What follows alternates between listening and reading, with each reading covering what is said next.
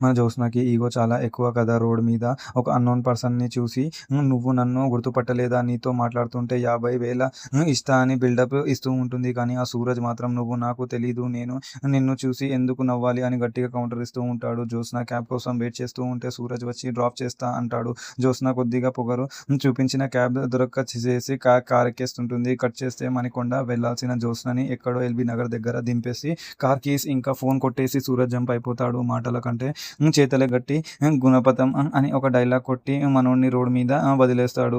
కంచన చాలా టెన్షన్ పడుతూ నీల రోజులు జ్యోత్స్నతో పెళ్లి జరగాలి. ఆ తర్వాత ఈ ఇంటికి రాను అని నాకు మాట ఇవ్వు అని అడుగుతూ ఉంటుంది. కార్తీక్ ఇంకా దీప ఇద్దరు కలిసి సరే అమ్మ నెల తర్వాత ఈ ఇంటికి వెళ్ళము అని గట్టిగా మాట ఇస్తూ ఉంటారు. సూరజ్ ఒక ఆటోలో వచ్చినప్పుడు జ్యోత్స్న చూసి నన్ను డ్రాప్ చేయి 10,000 ఇస్తా అంటుంది.